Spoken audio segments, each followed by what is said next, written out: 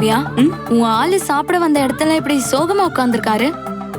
ஒருவேளை நான்வெஜ் போடுவாங்கன்னு எதிர்பார்த்து வெஜ் போட்டதுல அப்செட் ஆயிட்டாரோ? ஏய் சும்மா இருடி. பாருடா, அதுக்குள்ளேவா?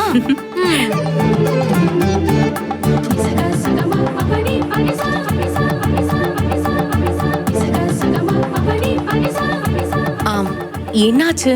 ஏன் ஒரு மாதிரியா இருக்கீங்க? லேசா தலைவலிக்குது, அதான். அது ஒண்ணும் இல்ல காவியா, கதிருக்கு நேத்துல இருந்து இந்த நிச்சயதார்த்தத்தை பத்தின நினைப்பு தான் ஓடிக்கிட்டே இருக்கு.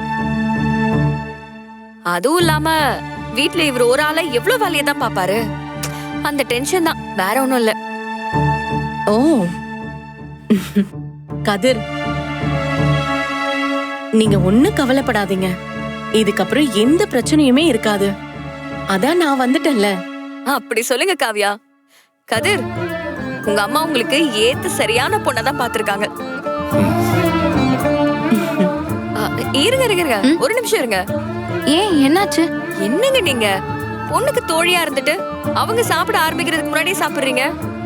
ஏங்க இப்படி இல்லாம இருக்கு? எனக்கு பசிக்குதுங்க. ஏய் காவியா, நீ ஏண்டி சாப்பிடாம இருக்க?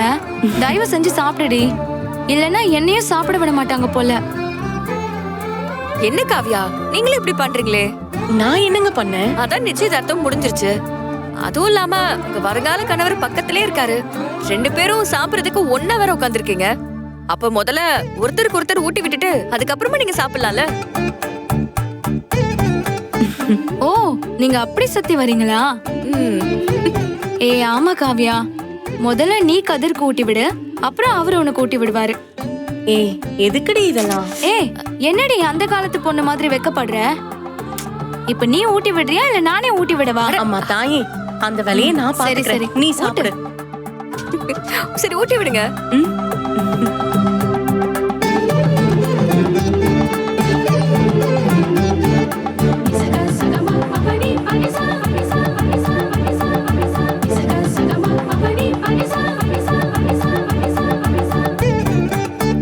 கதிர், என்ன நீங்களும் காவியை ஊட்டி விடுங்க.